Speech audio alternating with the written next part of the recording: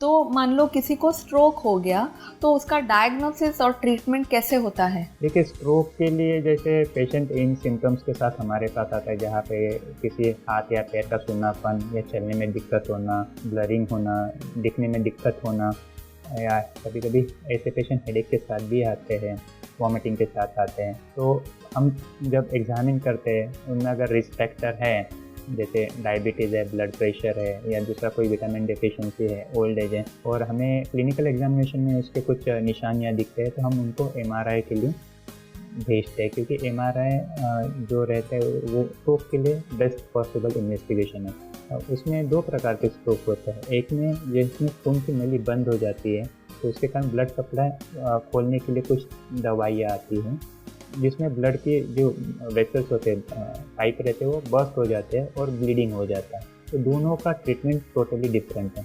जो कॉमन है जिसमें ब्लड के वेसल्स ब्लॉक हो जाते हैं, ऐसे पेशेंट अगर पहले 4.5 घंटे में हॉस्पिटल पहुंच जाता है, स्ट्रोक है इसे पता लग जाता है, तो थ्रोम्बोलिसिस मतलब क्लॉट बर्स्ट करने के लिए इंजेक्शन दिया जाता है, जिसमें काफ़ी अच्छा इम्प्रूवमेंट और रैपिड इम्प्रूवमेंट होता है। और अगर सक्सेसफुल थ्रोम्बोलिसिस होता है तो पेशेंट 2 या 3 दिन में घर पे भी जा सकता है। अगर पेशेंट उसके बाद पहुंचता है तो थ्रोम्बोलिसिस का ऑप्शन नहीं दे सकते 4.5 घंटे के बाद, तो फिर बड़े शहर में या बड़े सेंटर में थ्रोम्बेक्टमी मतलब वो जैसे दिल की एंजियोप्लास्टी होती है, वैसे ब्लड दिमाग के ब्लड वेसल्स की भी प्लास्टिक कर सकते हैं, मैकेनिकल थ्रोम्बेक्टमी कर सकते हैं, लेकिन वो कॉस्टली ट्रीटमेंट है और लिमिटेड सेंटर्स में अवेलेबल है। इसलिए पेशेंट समय में अगर हॉस्पिटल पहुंचता है तो पेशेंट का कॉस्ट ऑफ ट्रीटमेंट और कॉम्प्लिकेशन काफ़ी कम हो जाता है। अगर पेशेंट उसके बाद पहुंचता है तो फिर जो हमारी पुरानी कुछ दवाइयाँ, खून पतली करने की दवाइयाँ हैं, उनको हम यूज़ करते हैं और फिर कोशिश करते हैं कि जो स्ट्रोक हुआ है वो उसका एस्टेब्लिश, या तो वो उसका एरिया नहीं बढ़े या तो उसके कॉम्प्लिकेशन नहीं बढ़े, उसकी सूजन नहीं बढ़े, क्योंकि अगर उसके सूजन बढ़ते हैं तो पेशेंट का वीकनेस बढ़ सकता है, पेशेंट कभी कभी कोमा में भी जाता है, वेंटिलेटर पे भी जाता है, और कुछ केसेस में सर्जरी की भी नौबत आ जाती है। जितने कॉम्प्लिकेशन पेशेंट को ज़्यादा होते हैं, ऑब्वियसली उसको बेनिफिट या उसके इम्प्रूवमेंट के चांसेस कम हो जाते हैं, कॉस्ट ऑफ ट्रीटमेंट बढ़ जाता है, हॉस्पिटल का स्टे बढ़ जाता है। तो ऐसे केस में कोशिश यही रहता है कि पेशेंट जल्दी पहुँचे, पेशेंट का डायग्नोसिस हो और जल्दी से जल्दी इंजेक्शन या ट्रीटमेंट चालू हो। जनरली अगर थ्रोम्बोलिसिस सक्सेसफुल रहता है, पेशेंट 2 या 3 दिन में घर पे चला जाता है। अगर थ्रोम्बोलिसिस के पेशेंट किसी कारण वो थ्रोम्बोलिसिस नहीं रिसीव कर पाता, तो ऐसा पेशेंट रफली 8 से 10 दिन हॉस्पिटल में रह सकता है। और अगर कॉम्प्लिकेशन हो जाते हैं तो कभी कभी 1 या 2 महीने या उससे ज़्यादा भी रहने की नौबत आ सकती है, जिसमें पेशेंट का आउटकम बहुत ज़्यादा अच्छा नहीं होता।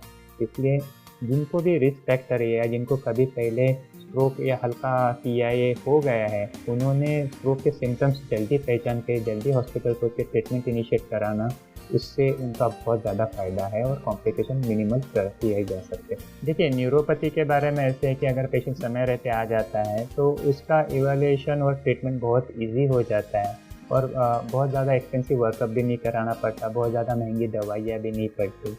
हमारे देश में वेजिटेरियन डाइट वाले लोग काफ़ी कॉमन है, तो उनमें विटामिन B12 डेफिशिएंसी काफ़ी कॉमन है। तो ऐसे सिंपल चीज़ें अगर है और पेशेंट समय रहते आ जाता है तो उसको सिंपल सप्लीमेंट या विटामिन मल्टीविटामिन से उनका प्रॉब्लम काफ़ी कम हो सकते हैं और आगे उसके कॉम्प्लिकेशन भी प्रिवेंट किए जा सकते हैं। डायबिटीज़ भी हमारे देश में काफ़ी कॉमन है। डायबिटीज़ अनफॉर्चुनेटली पेशेंट जो रेगुलरली फॉलो नहीं करते दवाइयाँ, रेगुलर उनके डॉक्टर डायबिटीज़ के डॉक्टर के पास विजिट नहीं करते हैं, तो उनको जब तक कॉम्प्लिकेशन डेवलप नहीं होता तब तक पता ही नहीं चलता, और फिर जनरली 5 या 10 साल के बाद जब न्यूरोपैथी के सिम्टम आने चालू हो जाते हैं तब वो डॉक्टर के पास पहुँचते हैं या न्यूरोलॉजिस्ट के पास पहुँचते हैं। जब ट्रीटमेंट हम चालू करते हैं तो सबसे पहला सवाल रहता है कि दवा खा रहे फ़ायदा नहीं हो रहा है। तब फ़ायदा होने के लिए टाइम लगता है, क्योंकि ये जो डैमेज रहता है वो सालों से चला आता रहता है, और कभी कभी वो एक एक्सटेंट के आगे चला जाता है तो लिमिटेड फ़ायदा ही होता है। इसलिए जिनको भी रिस्क फैक्टर है उन्होंने समय रहते अगर उनकी प्राइमरी बीमारी के बारे में अगर अच्छी तरह से ट्रीटमेंट कंट्रोल रखते हैं तो न्यूरोपैथी के प्रॉब्लम भी काफ़ी कम हो जाते हैं। अभी जैसे न्यूरोपैथी के लिए हम 2 प्रकार के ट्रीटमेंट देते हैं। एक होती है सिम्टमेटिक, जिसमें बीमारी है नहीं है कौन सी है हमें रीज़न न्यूरोपैथी का नहीं पता रहता, तो जैसे बुखार के लिए हम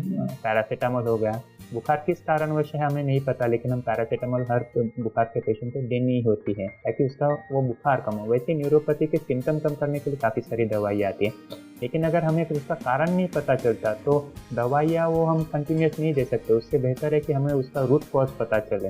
तो रूट कॉज के लिए हम बहुत बेसिक इन्वेस्टिगेशन, कुछ ब्लड इन्वेस्टिगेशन करते हैं, नर्व कंडक्शन टेस्ट जिसमें नसों में कितनी करंट दौड़ रही है, उसकी वेलोसिटी, ये सब चीज़ें चेक की जाती है। और डिपेंडिंग ऑन दैट कि कितना बड़ा प्रॉब्लम है, आगे कितना इन्वेस्टिगेशन करना होता है, तो डिसाइड किया जाता है। तो most of the time neuropathy के पेशेंट अगर अर्ली या मिड इसमें भी आ जाते हैं तो काफ़ी अच्छी तरह से रिस्पॉन्ड करते हैं। और एक बार वो समझ जाते हैं कि रूट कॉज क्या है और रूट कॉज का अगर ख्याल रखना सीख जाते हैं तो न्यूरोपैथी के सिम्टम्स काफ़ी अच्छी तरह से पेशेंट को रिलीफ मिल जाता है।